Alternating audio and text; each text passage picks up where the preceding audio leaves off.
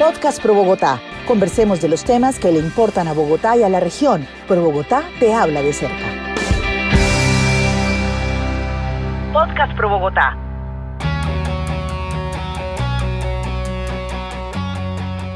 Hola, un cordial saludo para todas las personas que siempre nos acompañan en estos podcasts de Pro Bogotá, en donde tratamos temas de interés para Bogotá, pero también para la región.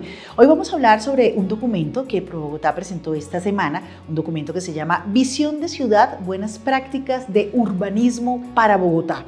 Lo que hizo este documento, lo que se recoge en este documento, es básicamente un trabajo de investigación y de análisis que hizo Pro Bogotá con Urbana SAS, en donde se hizo un análisis de las normas de ordenamiento de los últimos 40 años, desde el Acuerdo 7 de 1979 hasta el Decreto 555 de 2021. Se analizaron todas esas normas, se miraron qué tenían en común, qué lecciones aprendidas quedaron, pero sobre todo, qué visión se tiene que tener hacia futuro para aprovechar todo ese trabajo que se ha hecho de ordenamiento para la ciudad, para que por supuesto tengamos una mejor Bogotá, pero que también de alguna manera contemple lo que pasa alrededor en esos municipios de la Sabana. Para hablar sobre este tema nos acompaña hoy Juan Manuel González. Él es abogado especialista en Derecho Administrativo, socio fundador de PGP Abogados, pero sobre todo es un estudioso de estos temas. Es una persona que ha estudiado todas las reglamentaciones, las normas del ordenamiento de Bogotá, quizás en los últimos 40 años. Juan Manuel, muchas gracias por acompañarnos en este podcast de Pro Bogotá. No, gracias a ustedes por invitarme. Bueno, empecemos a hablar de historia. El Acuerdo 7 del 79 es el que Pro Bogotá y Urbanas toma como referencia para iniciar este análisis de lo que ha sido estas normas de ordenamiento en la ciudad. Podríamos decir que ha habido una gran transformación de la visión de Bogotá desde cuando empezó ese tema de ordenamiento, por supuesto, hasta hoy. Pues a ver, como vamos a hablar de historia, pues lo primero que hay que entender es que la estructura de ordenamiento territorial en Colombia tuvo un punto de quiebre muy importante con la Ley 9 de 1989, porque fue la primera ley que desarrolló reglamentación alrededor de cómo se debían ordenar los territorios en Colombia y posteriormente, por supuesto, con el punto más importante para todos los actores de este tema, que fue la Ley 388 de 1997. Si tú te das cuenta, la Ley 388 de 1997 nace con la Constitución del 91, mientras que la Ley 9 del 89 nace con la Constitución de 1886. Y las normas a las que tú has hecho referencia, el Acuerdo 7 de 1979, pues no nació ni con una ni con otra norma, pero sí estaba vigente la Constitución de 1886. ¿Esto por qué lo digo? Lo digo porque pues realmente la estructura de los planes de ordenamiento territorial como hoy los conocemos nacen después del año 97. Y eso significó en el país que cada municipio, cada distrito creara sus normas de ordenamiento con un régimen general, y era que los consejos tenían la facultad de reglamentar los usos del suelo. Y punto, pare de contar. ¿Qué debía contener un estatuto de ordenamiento físico de la ciudad? Eso no lo decía la ley.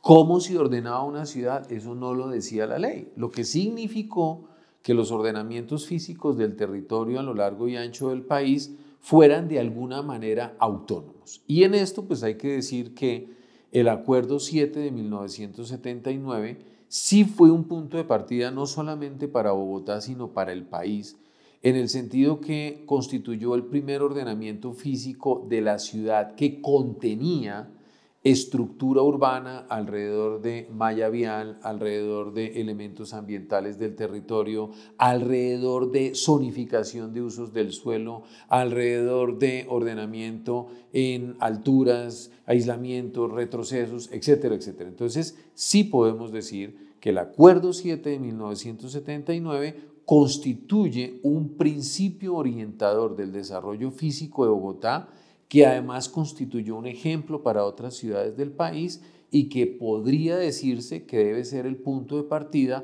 para este tipo de análisis. Claro que sí, partiendo precisamente de allí y con el análisis que se hizo de los últimos 40 años que ha pasado en Bogotá en todo lo que tiene que ver con planeación y con ordenamiento, podríamos decir que hay una real visión de ciudad hacia el futuro que se ha venido construyendo a través de la historia, o realmente esos planes de ordenamiento en donde se han pensado todos esos puntos que usted ahorita acaba de nombrar, desde el tema de las vías hasta el tema de altura, pues no ha tenido, digamos, una continuidad o una visión que permita construir sobre lo construido? Pues mire, yo creo que Bogotá tampoco tiene mucho, por la localización del territorio, de pensar modelos extraordinarios de ordenamiento. Si usted se da cuenta, Bogotá fue fundada en el Chorro de Quevedo por Gonzalo Jiménez de Quesada, que entre otras cosas era abogado y no urbanista, y de golpe por eso se equivocó fundándola en el Chorro de Quevedo y no al lado del río Bogotá. ¿Eso qué trajo consigo? Al haberse fundado Bogotá en el Chorro de Quevedo, es decir, en los cerros orientales de la ciudad, Bogotá en sus límites generó una condición geográfica que hace que crear un modelo de ocupación de Bogotá tampoco tenga muchas fórmulas mágicas o científicas distintas. Mire cuáles son los límites de Bogotá en lo que se refiere a la Bogotá urbana, porque a uno no se le puede olvidar que la Bogotá rural es mucho más grande que la Bogotá urbana. ¿Y cuál es la Bogotá urbana? La que está realmente, desde el punto de vista ambiental, localizada en unas condiciones que permiten su desarrollo físico. Los límites son sencillos: cerros orientales de Bogotá en el costado oriental, Chía en el costado norte, que es un embudo, porque el límite de Bogotá hacia el norte se convierte en un embudo porque la dimensión del límite de Bogotá en el norte es mucho menor que la dimensión del límite de Bogotá en el sur, entonces tampoco pues tiene mucho crecimiento. Hacia el occidente, ¿cuál es el límite? El río Bogotá. Y hacia el sur tenemos un límite que está fundado fundamentalmente, que está estructurado sustancialmente por el límite frente a Soacha y los límites ya que bordean la franja rural que nace hacia el Sumapaz. Entonces, si uno mira esos límites de la estructura física de Bogotá en lo que se refiere al territorio urbano, esos son los mismos límites que orientaron la modelación de la Bogotá del Acuerdo 7 del 79 y son los mismos límites que deben modelar la ciudad actual. ¿Eso a qué nos lleva? Si usted lo mira en términos de malla vial, el Acuerdo 7 del 79 desarrolló la ciudad alrededor de la estructura vial, una estructura vial que estaba montada en conectar Bogotá desde el sur hacia el norte, es decir, las vías que hoy entendemos como carrera séptima, la visión de la carrera 30 existía desde el Acuerdo 7 de 1979, es decir, que había que generar una conectividad de Bogotá de norte a sur y una conectividad de oriente a occidente. ¿Desde dónde? Pues desde los cerros orientales hasta el río Bogotá.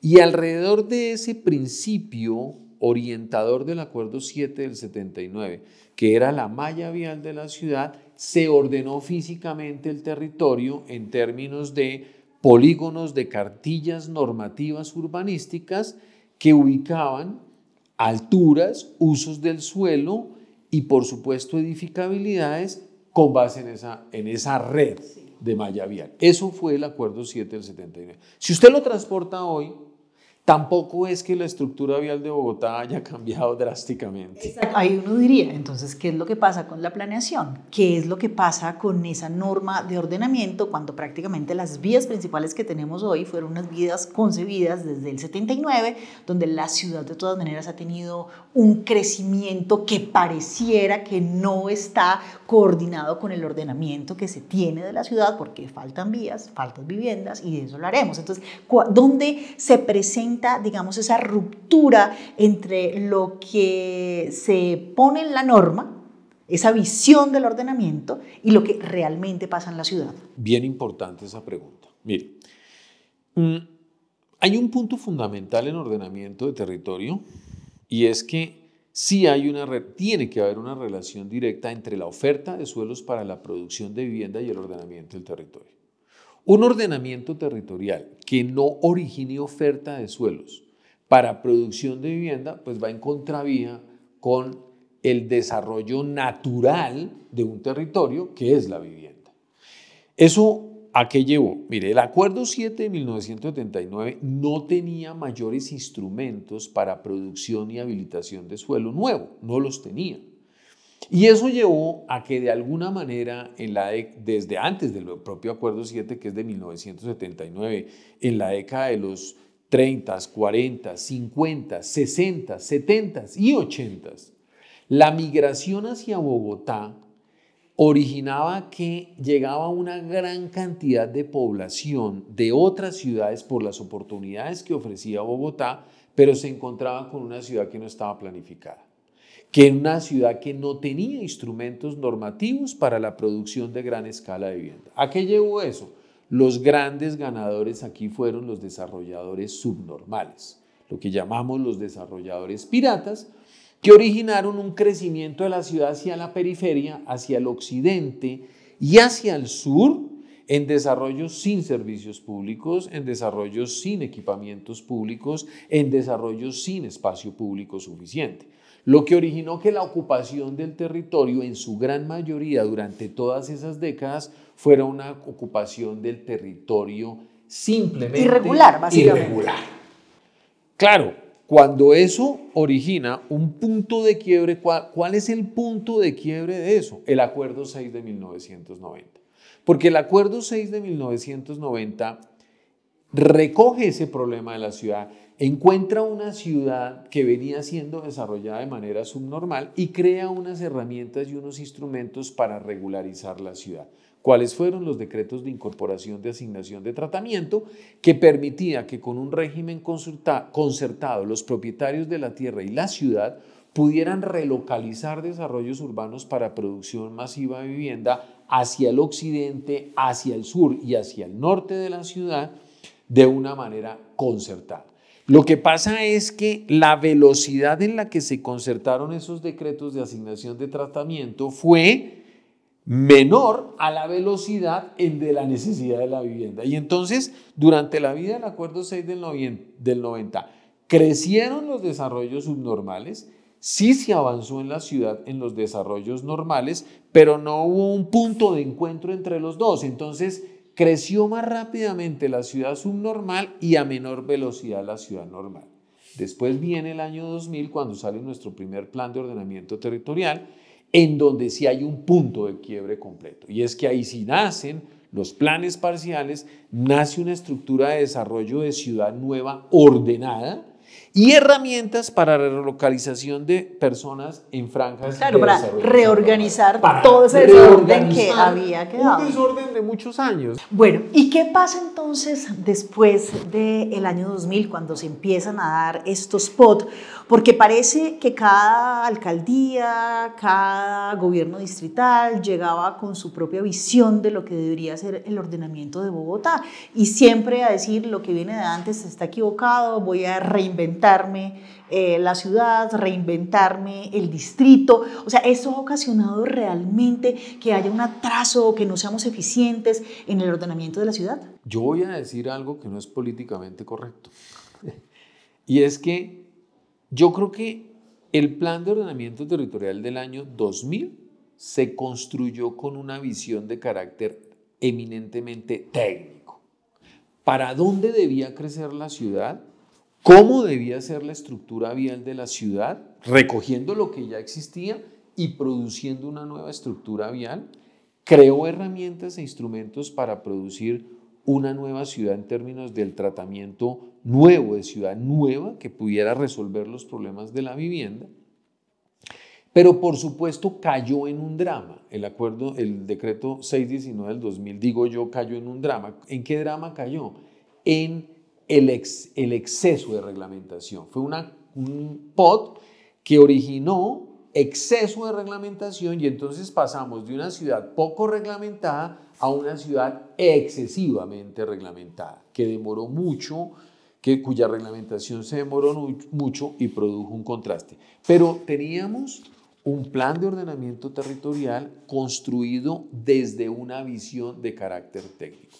Y de ahí para allá empezó a venir una gran cantidad de cambios en las administraciones de la ciudad que a mi modo de ver nos trajeron una cosa que yo creo que no es buena en el ordenamiento, que es la ideologización del ordenamiento. Y entonces vino una carrera por producir estructuras de ordenamiento del territorio dirigidas a visiones ideológicas y no a visiones de carácter técnico. Y en esto pues digo que no es políticamente correcto porque es una discusión compleja que tenemos no en la ciudad, en el país y quizá en algunos territorios del mundo, porque en otros esa discusión ya está superada, de si el ordenamiento del territorio tiene que tener visión ideológica o no. Mi posición, la nuestra, es que el desarrollo del territorio no debe tener una posición ideológica, sino técnica, porque si es técnica, no importa cuál es la ideología que esté en el Estado. Aquí lo técnico sobrepasa lo ideológico y entonces construimos una visión técnica que pueda incluso incorporar elementos de carácter político e ideológico. Si nosotros seguimos una ruta de crecimiento de malla vial, de sistemas de transporte público masivo, de crecimiento en espacio público, de ordenar la ciudad nueva, de hacer renovación urbana con visión técnica, al final todos llegamos al mismo punto en el que estamos de acuerdo. Los suelos ambientales, realmente ambientales, hay que protegerlos, los realmente ambientales. Hay que generar una ciudad de equilibrio en donde todos tengan acceso al espacio público, en donde todos tengan acceso a sus sistemas de transporte público masivo, en donde todos tengan acceso a la vivienda y al final terminamos en el mismo punto. Una ciudad que crezca de manera técnica, que la respetemos en un crecimiento ordenado en los próximos años de manera técnica, que al final resuelva problemas ideológicos, porque una ciudad ordenada técnicamente origina equilibrio, origina reparto equitativo de cargas y beneficios, origina acceso a los servicios de la ciudad. Hagamos un poquito de historia, pero sobre todo de recuento de qué ha pasado con esos POT desde el 2000. ¿Cuáles pudieron entrar en vigencia? ¿Cuáles se quedaron en discusiones eternas en el Consejo y que nunca pasaron y que nunca se hicieron realidad? Para que ahora aterricemos en ese decreto 555, que es el que hoy tenemos vigente como POT en Bogotá, que no ha sido exento a todas esas discusiones que usted acaba de mencionar, que ha tenido que superar, digamos, de procesos de tipo judicial y que, bueno, que entró hace muy poco realmente en operación en Bogotá. Bien importante. Si uno hace un recuento histórico de la Bogotá después del POT del año 2000, que fue el POT que presentó la primera alcaldía de Enrique Peñalosa, ese POT sale con la primera alcaldía de Enrique Peñalosa, tuvo una secretaria de planeación absolutamente técnica que fue Carolina Barco, creó un equipo eminentemente de carácter técnico, tuvieron una visión de ciudad desde la base técnica. Y después empiezan a suceder cambios ya muy pronto, en el año 2003 se hace una revisión de este POT y es una revisión que se hace con una visión a mi modo de ver fiscalista. ¿Por qué fiscalista? Porque es una modificación que lo que hizo fue plantear la necesidad de crecer en edificabilidad sin un análisis cuidadoso y serio del impacto en la ciudad en términos de servicios públicos, de malla vial y de espacio público, creciendo edificabilidades simplemente como un mecanismo para recaudar plusvalía. Y entonces los ordenamientos del territorio que se hacen alrededor de crear estructuras para capturar dinero, pues tienen el grave riesgo de que usted termine creciendo en edificabilidades y en usos del suelo en territorios que todavía no están preparados en infraestructura pública y lo que hace es agravar el problema de la ciudad. Entonces, si usted mira territorios como en la ciudad, lo que pasó en la zona de Rosales, de La Cabrera, de muchas de estas zonas, que tenían una adecuada relación de espacio público por habitante, disminuyeron la relación de espacio público por habitante porque esta modificación del 2003 trajo consigo que se pudieran crecer las estructuras de la ciudad en esa ciudad que estaba equilibrada y desequilibraron el espacio. Claro, pero además ahí no hay una visión de ciudad de largo plazo, es decir, en 3 años se modifica un POT que se supone que tiene que tener una visión a la cual se tiene que aspirar. Así es. Cometió otro error muy grave, el POT del año 2003. Nos trajo la posibilidad de que las reservas viales que traían la visión del año 2000 de cómo iba a crecer la ciudad en términos viales, se pudieran, como el distrito dijo, yo aquí no puedo correr el riesgo porque si genero afectaciones viales tengo que sacar recursos económicos para comprar los suelos y ejecutar todas estas vías, Pues lo que originó fue que las vías que se habían previsto necesarias para crecer la ciudad terminaron ocupadas desde el año 2003 para desarrollos por urbanización y construcción, permitidos por el Plan de Ordenamiento Territorial, sobre pretexto de no generar las inversiones necesarias en malla vial arterial. ¿Y qué trajo eso consigo? Pues que el equilibrio que podía haber en estructura de malla vial de la ciudad que tenía el año 2000 se rompe a partir del año 2003, porque entonces crecemos en edificabilidades para capturar recursos y generamos una estructura de malla vial que podía ser ocupada para no gastar recursos, y entonces esa visión fiscalista de no gastar recursos y recibir más recursos genera una ciudad que crece en edificabilidad, que crece en usos del suelo, pero que no crece en infraestructura pública. Y esa condición que se sucede en el año 2003 se mantiene durante muchos años. Pues mire qué pasa después. Cada alcalde llegaba con sus ganas de POT. Y entonces, cuando llegó, por ejemplo, el alcalde Samuel Moreno, él quiso sacar su POT. Él quiso sacar su POT. Lo construyeron, y lo construyeron con la teoría que él decía: no, yo quiero un metro por donde yo quiero, y entonces hay que cambiar el POT para el metro por donde yo quiero, pero en la mitad entonces metían su estructura ideológica de cómo querían su nuevo POT. Y se pierde un proceso importante de seguimiento de la ciudad, porque esa administración, en vez de pensar en desarrollar el POT que ya venía vigente, en buscar estructuras de financiación, en buscar una estructura que siguiera la ciudad, se dedicó a mirar a ver cómo modificaba el POT. Ese POT pues se cayó por sus razones, no pasó nunca, por toda la historia que ya todos los bogotanos conocemos de ese dramático momento de la historia de Bogotá. Pero después entonces viene el alcalde Petro, y el alcalde Petro quiere también su POT, y entonces presenta su modificación excepcional de POT, en donde, fíjese que el nombre era modificación excepcional. Mire que aquí le hago un paréntesis importante para que todos sus oyentes entiendan qué significa esto. La ley 388 del 97, cuando nace y cree la estructura de los planes de ordenamiento territorial, arranca con un principio fundamental, y es que POT solo hay uno. ¿Cuál? El primero, el que primero se hace.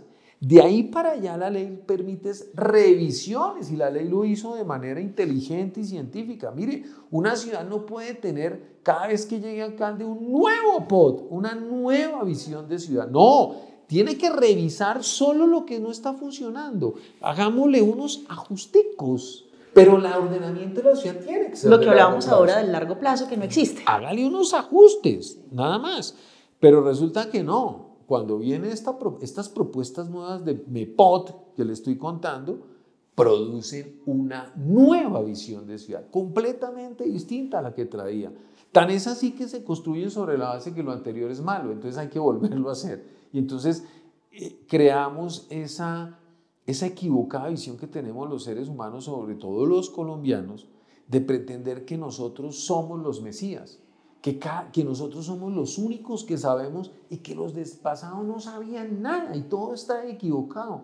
Y entonces estas propuestas nuevas de POT son propuestas de refundar la ciudad, no de hacer los ajustes, mover las clavijas por donde las tenemos que mover, sino vamos a refundar la ciudad.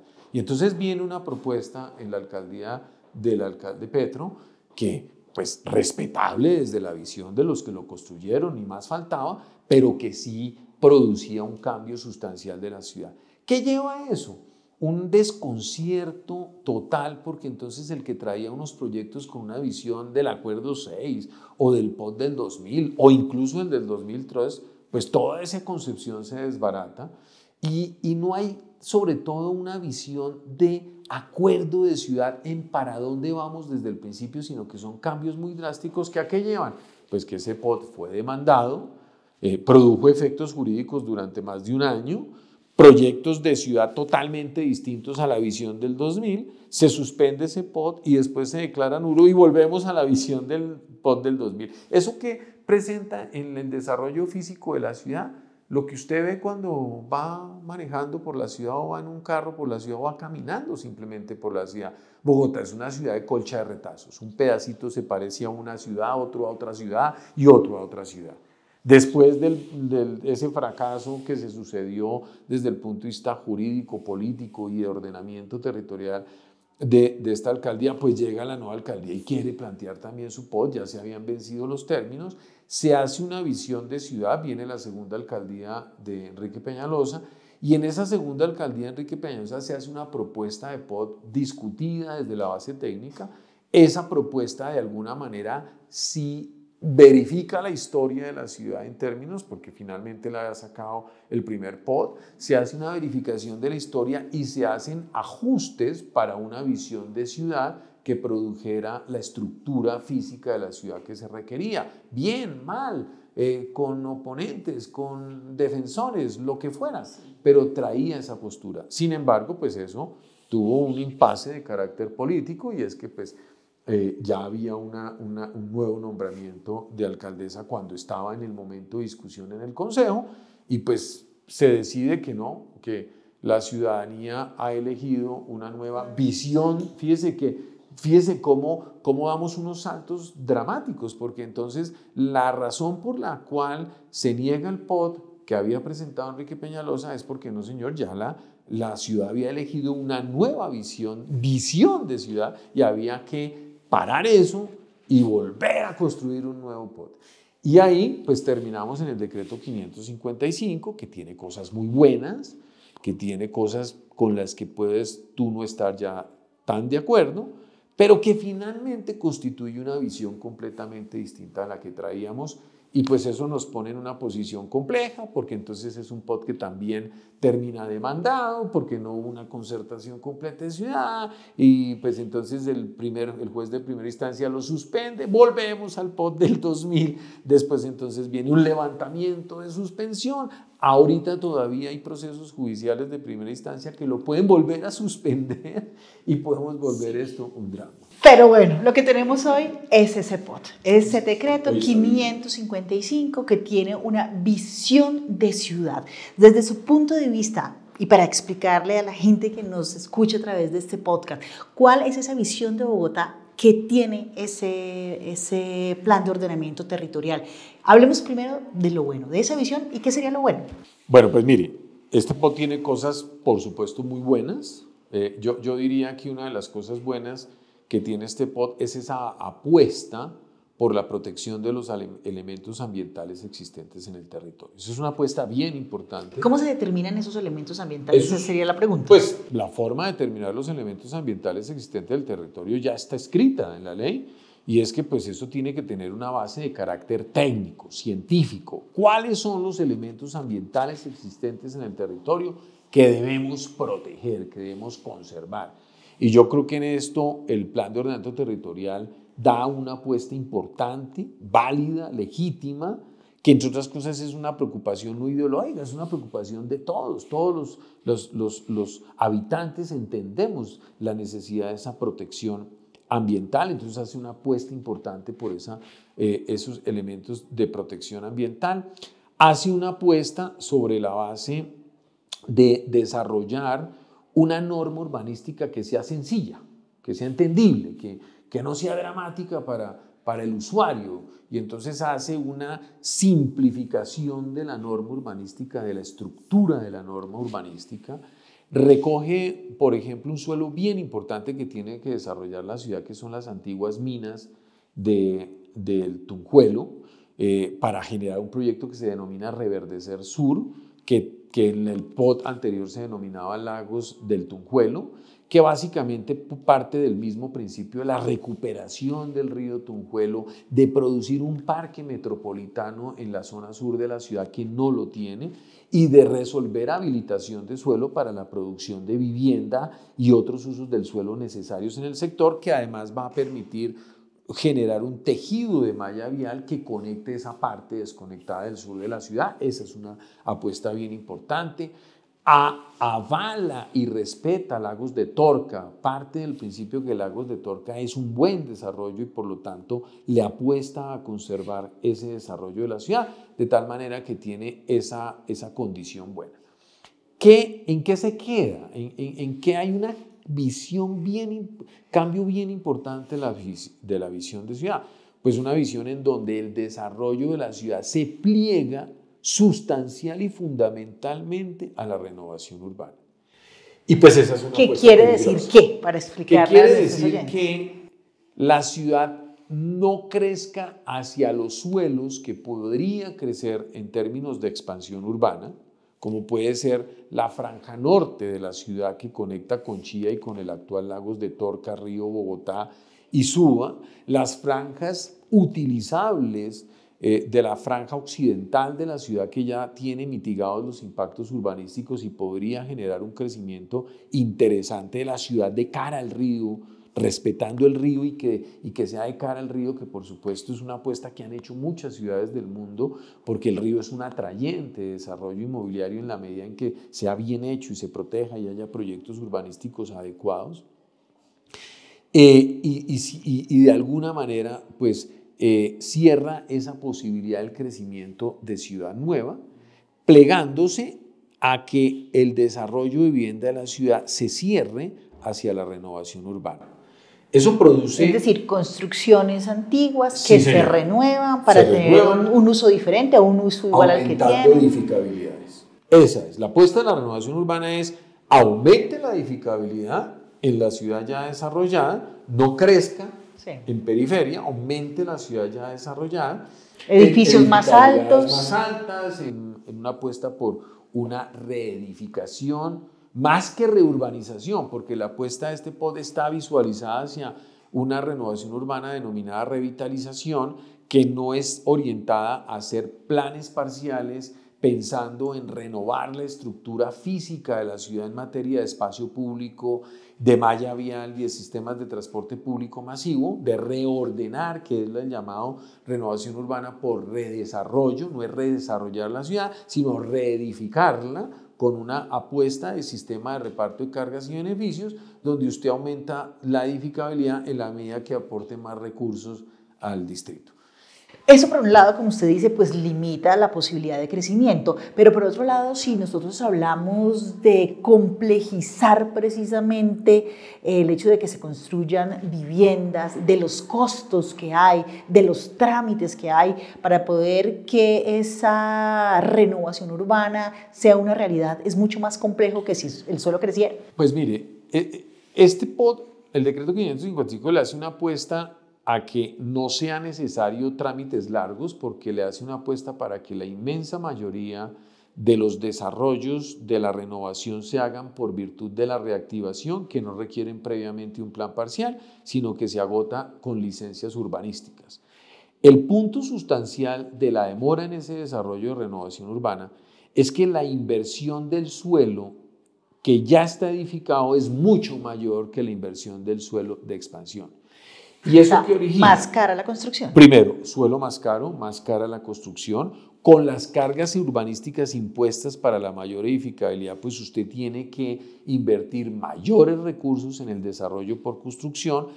Y por el otro lado, tiene que lograr acuerdos de propietarios bien complejos, porque para lograr esas edificabilidades, pues usted no puede desarrollar esas edificabilidades en la estructura predial que tiene la Bogotá tradicional, que son lotes de 100, 200, 500, 1000, máximo 2000 metros cuadrados, y eso no permite proyectos ordenados, lo que significa que usted tiene que hacerle una apuesta a lograr poner de acuerdo muchos propietarios para lograr esos desarrollos, y eso en términos del tiempo genera un desarrollo lento. ¿Qué produce eso?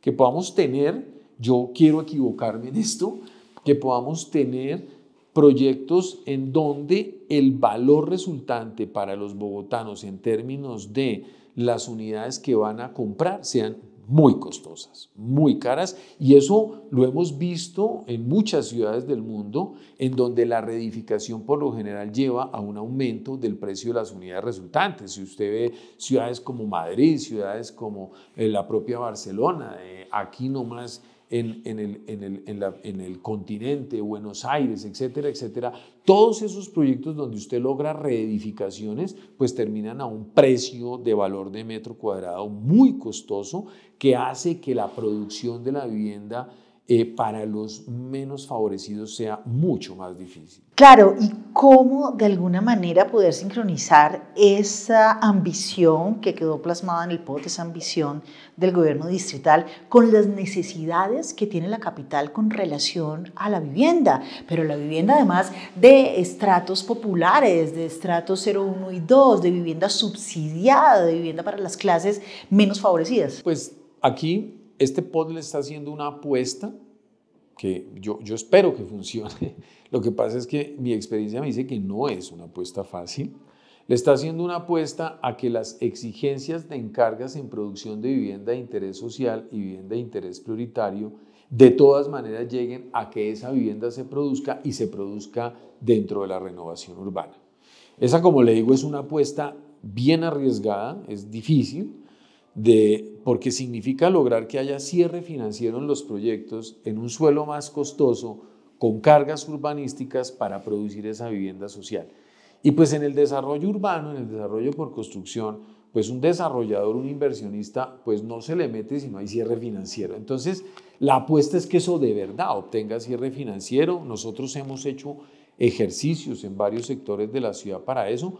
Hay sectores que permiten el cierre financiero, pero hay muchísimos que no permiten el cierre financiero. Entonces, la velocidad en la producción de esa vivienda social, pues se va a ver, digamos, posiblemente disminuida. Ahora, ¿qué ha señalado la administración y que me parece, digamos, también importante decirlo? Es que pues hay un momento histórico que es la región metropolitana. Bogotá le está apostando a la región metropolitana y en esa apuesta de la región metropolitana, pues Bogotá busca que esa carencia de producción rápida de vivienda que puede no sucederse al interior de la ciudad, se origine en los municipios de la región metropolitana. Claro, y ahí viene otro punto que es fundamental, y es el tema de la movilidad, de la conectividad, de cómo hacemos para esos municipios de la sabana, sobre todo de la sabana norte, que han venido creciendo de una manera exponencial y que claramente las vías son absolutamente ineficientes, que cada vez hay más trancón. Entonces, esa capacidad de poder conectarse fácilmente, pues ¿dónde está? ¿Dónde queda? ¿Cómo está planteada en el POT? Sí, digamos que el POT tiene una visión de conectividad al interior de la ciudad alrededor de las líneas del metro, que me parece también plausible. Eso, la ciudad necesita avanzar en los sistemas de transporte público masivo, le apuesta a los trenes de cercanías, pero esos proyectos de movilidad son no porque quieran o no quieran las administraciones, sino por su impacto económico, por su simple generación, son demorados. Es decir, producir maravilloso que arranquemos, porque es que siempre he dicho yo, entre más nos demoremos en arrancar, más nos demoramos en tenerlo, pero son de largo plazo. Y mientras tanto, pues el efecto sobre la malla vial que no crece, que no se resuelve, sobre los sistemas de transporte público masivo, los impactos sobre los elementos ambientales existentes en el territorio, porque si no hay velocidad en la producción de suelos para vivienda, ¿qué pasa? Pues crece la subnormalidad. Y los suelos subnormales no precisamente crecen donde deben crecer, crecen en las áreas de riesgo, crecen en los suelos ambientales que deben ser protegidos. Entonces, es una apuesta que de no funcionar puede originar un daño mucho más grave en la sabana de Bogotá, en aquellos suelos que de verdad quisiéramos que no se ocuparan, pero que terminan obligatoriamente ocupándose porque como algún día le explicaba a uno de mis hijos que me preguntaba dónde está el déficit de vivienda y yo le decía a uno de mis hijos, pues es muy sencillo, la gente termina viviendo donde puede y si no hay oferta formal, pues se va a la oferta informal. Claramente. Tenemos un año largo para aplicar este POT del gobierno de la alcaldesa Claudia López. Con la historia, con lo que hemos hablado, con lo que ha pasado sucesivamente con los POTs, ¿existe el riesgo entonces de que luego quiera venir otra visión a cambiar esto que tenemos? ¿Eso qué implicaría para la ciudad? O sea, ¿qué implicaciones hay teniendo en cuenta lo que ha venido pasando históricamente con el ordenamiento en los últimos 40 años? Pues yo lo que pienso en esto es que llegó el momento del pare y unámonos.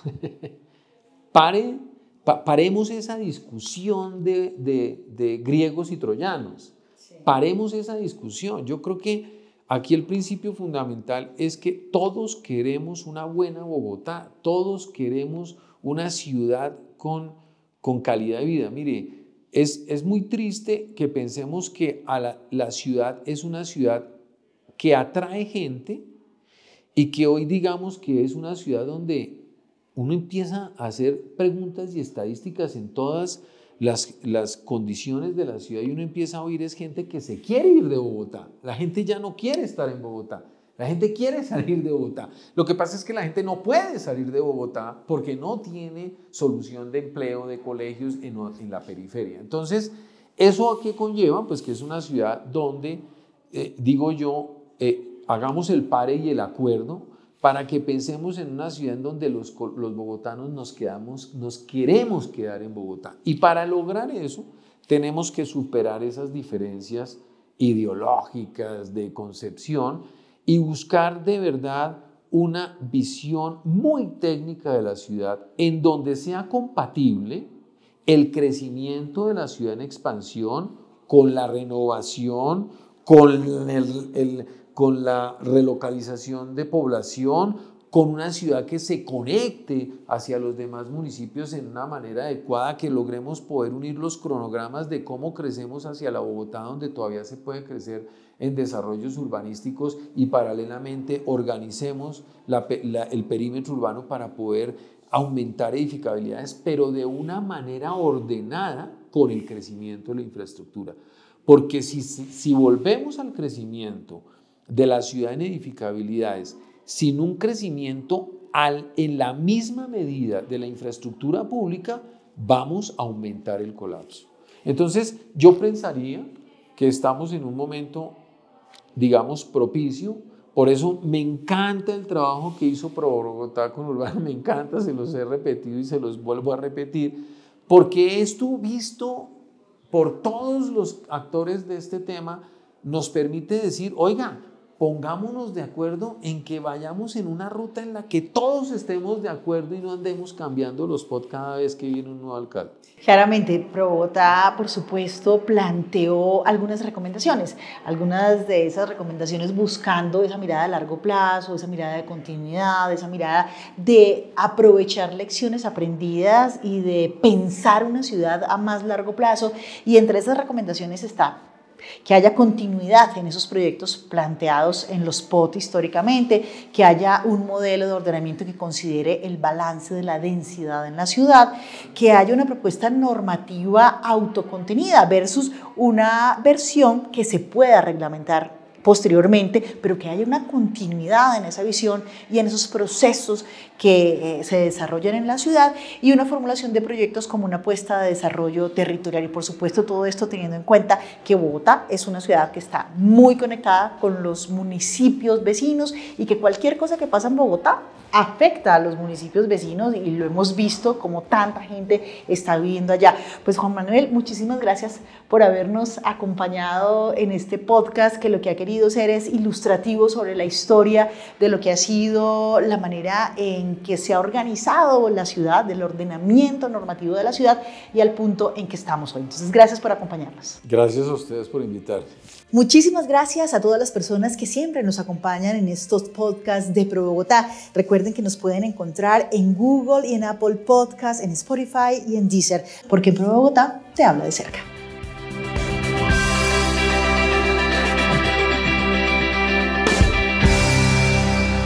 ProBogotá te habla de cerca.